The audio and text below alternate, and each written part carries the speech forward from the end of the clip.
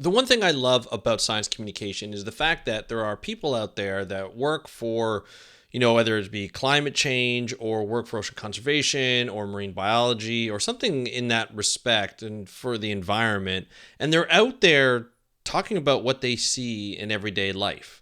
And I just think that's fantastic because there's been a couple of creators on TikTok that I follow that have been really informing us about, or informing me about orcas and about the plastic treaty talks that are happening at INC-4 that I published an episode on last week with Oceania Canada's Anthony Morente.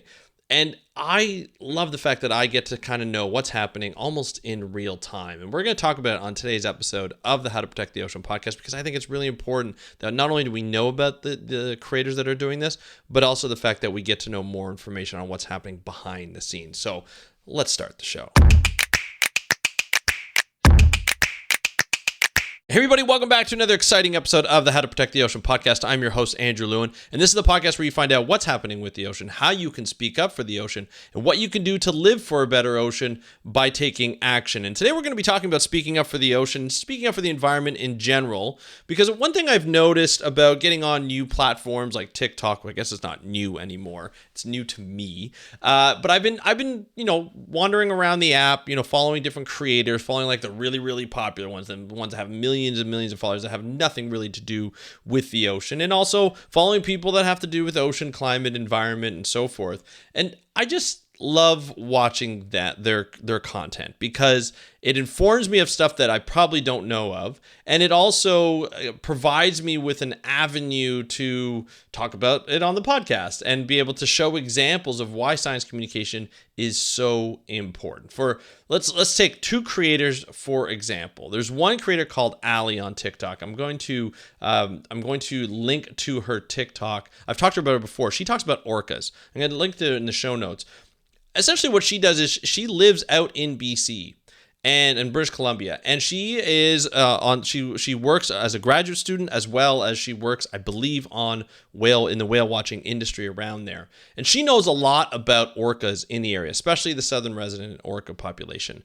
And these are, endangered, critically endangered, and there's a lot of information that needs to be said on them. She talks about the sightings. She'll talk about the Biggs whales, which are the transient whales. She'll talk about the northern resident orca population. She basically talks about anything that has to do with orcas because she follows them quite a bit. She actually will run over and do a live when they're passing by. She finds out that they're passing by in an inlet, or they're passing by like a specific area of the coast, and she goes and she chases it.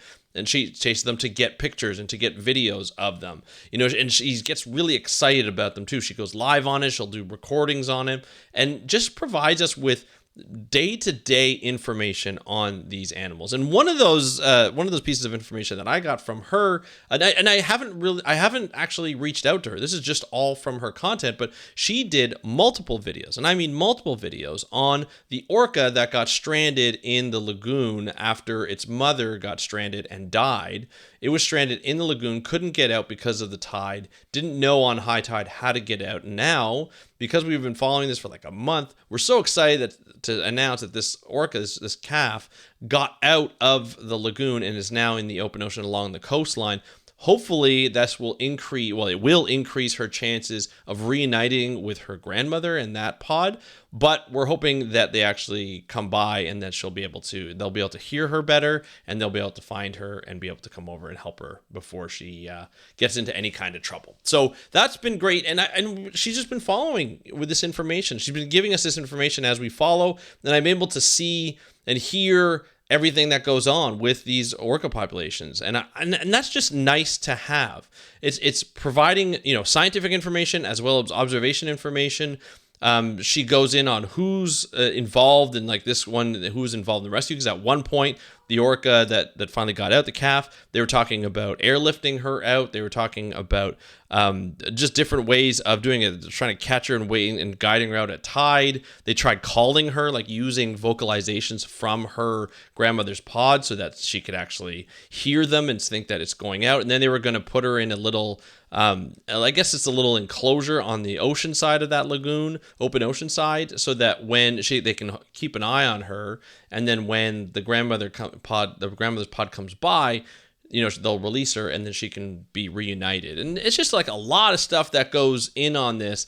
And it's just nice to be able to have that information, because that's information like I would have to get from, a major media source, which doesn't always happen. Or there are other creators who are doing it as well. And I think that's what we need. We need the people on the ground. To be honest, these are one of the reasons, like people like Ali and the other people who follow the orcas are the reasons why I got into social media in the first place. When I started watching like the BP oil spill and the coverage around the BP oil spill, you had CNN and you had NBC and you had CBC and you had all these major networks covering the BP oil spill almost 24/7, probably 24/7. But we didn't know exactly what information they were bringing us. Obviously, they're journalists, so they have a different standard. But you know how 24-hour news sources are. They jump on everything. You don't know if it's real.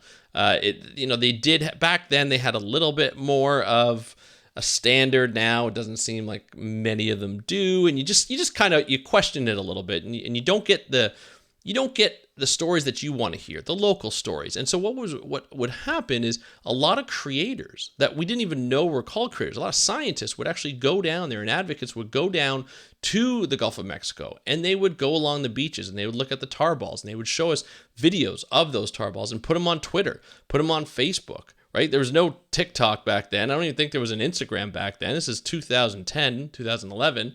And we would see the damage. We would see how it's affecting people. There was Dr. Carl Safina would go rent a plane, and he would go over the actual spill where it was spilled, and you can see dolphins like riding through the oil slicks and things like that. And so you actually see like firsthand what people are seeing down there, and not necessarily a narrative that is kind of positioned from whatever news source you get, major media outlet you get. You're getting these from people that like I know, that I've interviewed on the podcast, that I've had like, some sort of professional relationship with at some point. They're colleagues, they're friends, and I've been able to like see what they see. And that's what I love about social media. And that's what I'm seeing with Ocean Alley here, or Ali here, who is talking about, orcas and talking about the day-to-day lives of orca as she sees it, right? The challenges they face, the cool things that they do. There's one video, I don't remember exactly what was happening, but it was like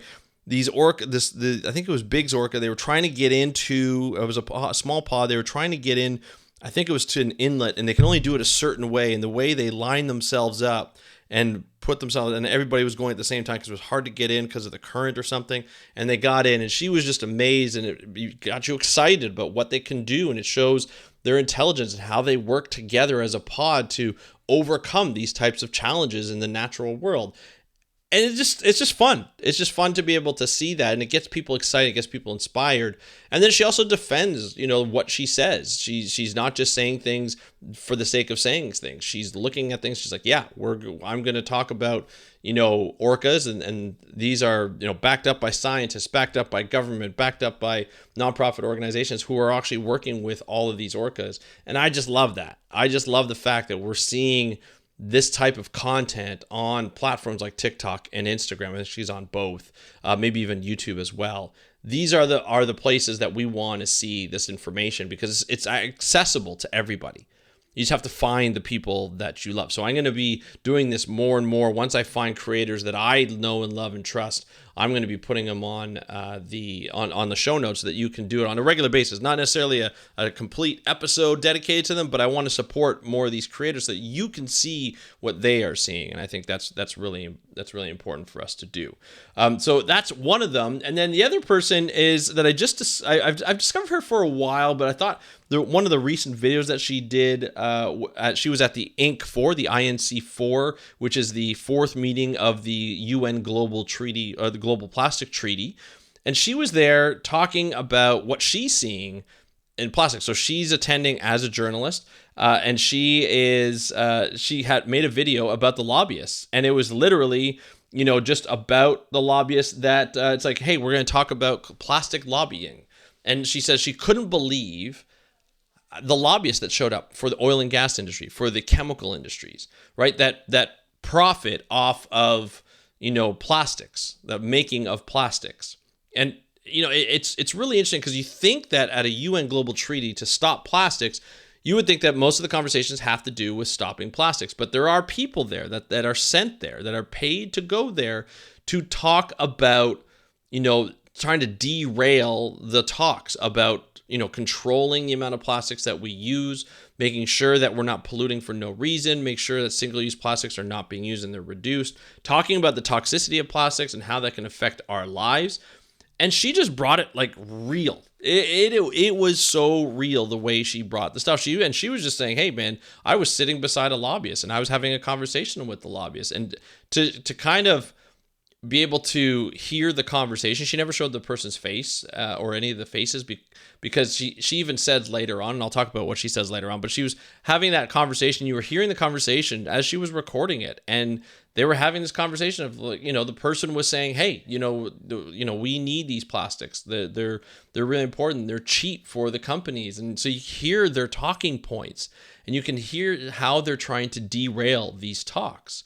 The other thing that she showed in the video was that there was a protest, outside the meeting. And it was basically, these, it was like pictures. It was like some people who were not from Canada. It didn't seem. It seemed from somewhere else, because they talked about the countries that they live in were developing countries, and they needed, the plastic oxygen masks that you would put on a patient, and those are plastic. And so they're talking about that. It's like, how dare these, the countries try and reduce the amount of plastics that we use in developing countries, because we need these things, and and these countries are trying to take it away from us, which is not the case at all. When we're looking at taking away plastics, we're looking at taking away single-use plastics. We're looking at taking away plastics that are only used once and thrown away. These oxygen masks are vital for people's health, and those are not the plastics that we're trying to get rid of. We're trying to get rid of like the water bottles and the Gatorade bottles and the vitamin D bottles, all those kinds of things, and the single-use plastic like bags and cutlery and all that kind of stuff, right? That are not necessary. There are alternatives for those. And not talking about healthcare. We're talking about the everyday life things that are single-use plastics that just get thrown away, and that if we clean those up or we replace those with something else, then that would help us, work on this. You have to remember too that there was a recent study showing that the creation of plastics, because it's a petroleum product, it's made from fossil fuels, right? It's made from, oil and gasoline, like petroleum. And so it contributes it's like 20% to climate change. So if we reduce that, just the use of plastic, we start to win the battle or take the battle back in climate change reduction. So these are all things that are benefit to our health, because we're finding out that plastics are in the air, they're in our bloodstream, they're in our lungs, they're everywhere. And it's affecting our health in the future. But these companies, they don't care. They care about the fact that it's cheap, the fact that they can actually use this and make more money. It's cheaper to ship, right? It's not as heavy as glass, what they used to use.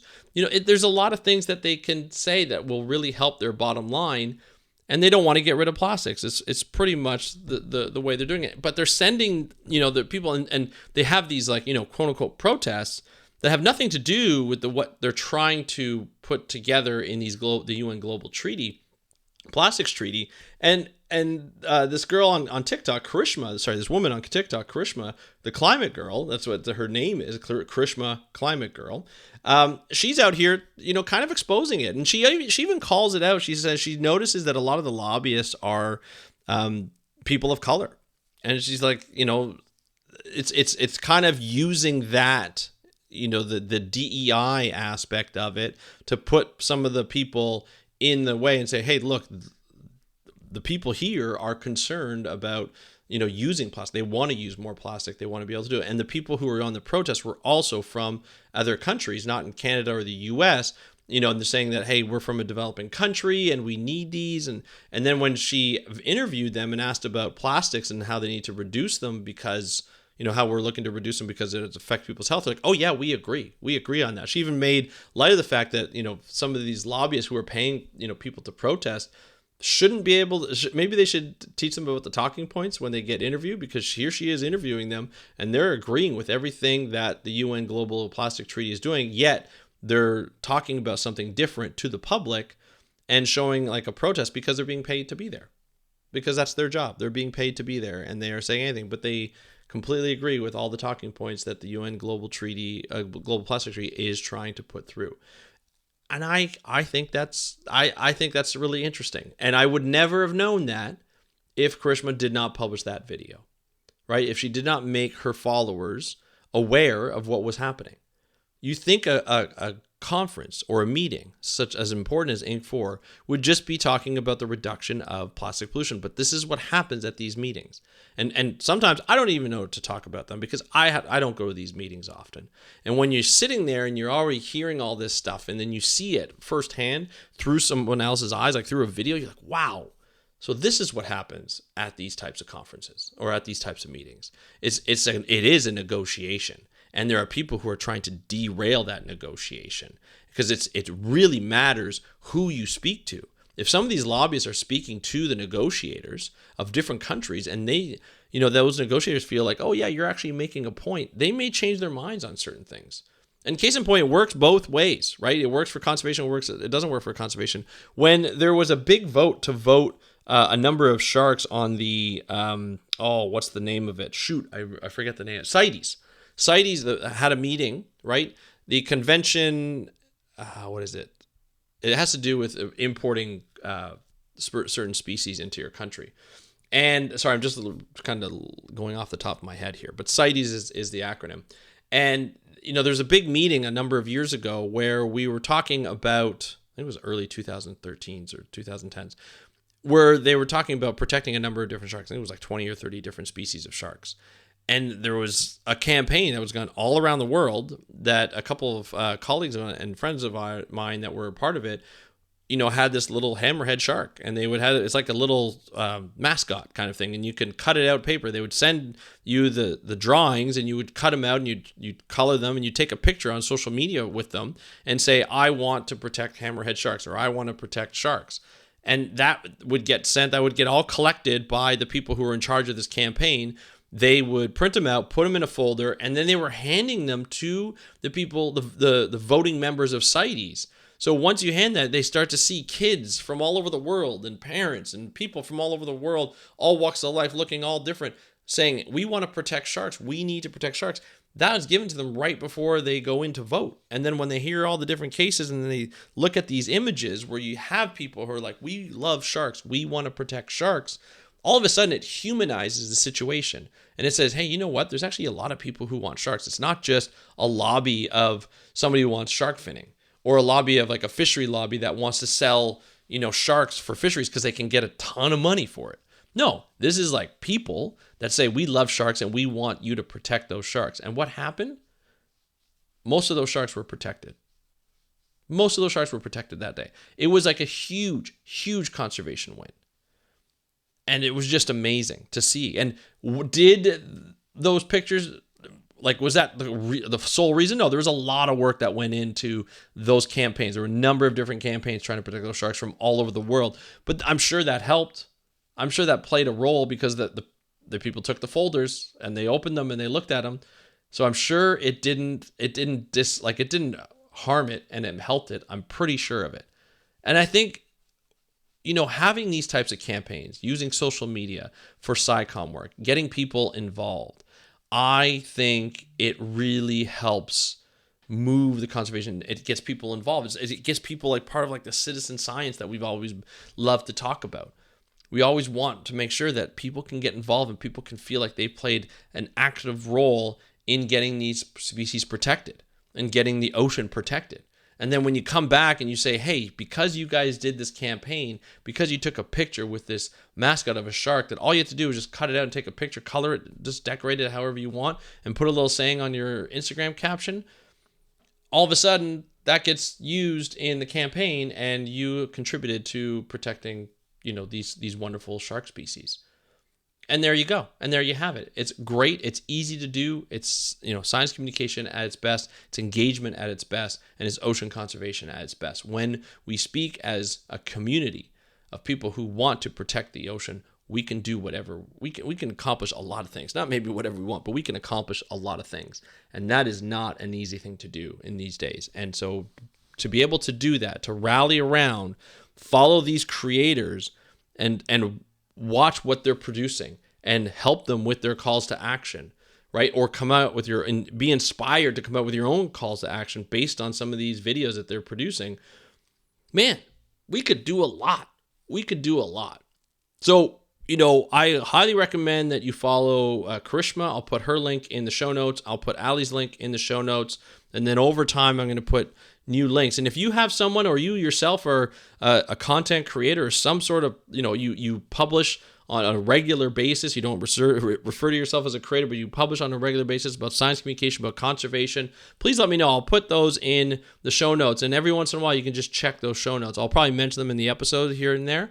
But feel free to look in those show notes and be able to click on those links and follow those creators, because I think that's something that's really important. And getting more information on different aspects of the ocean, different aspects of climate change, different aspects of just the environment in general will really help, make your social media time a little bit more productive instead of just scrolling like sometimes I do. And I feel like it's a never-ending scroll, and then whoops, there goes 2 hours of my life to nothing.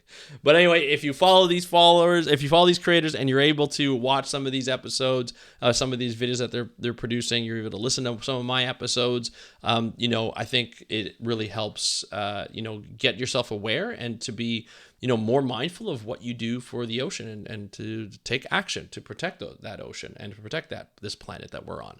So that's it for today's episode. I want to share that with you. I thought, these creators are doing amazing things, and I want that to be in your life as well if you so choose. So thank you so much for listening. And if you want to get a hold of me and you want to have questions, comments, or you want to give a comment on this episode or any of the other episodes, you can hit me up on Instagram at How to Protect the Ocean. That's at How to Protect the Ocean. You can also check out my YouTube channel. If you go to Speak Up for Blue TV or at Speak Up for Blue TV, you can check that out. And of course, just share this podcast, follow, and keep listening to this podcast.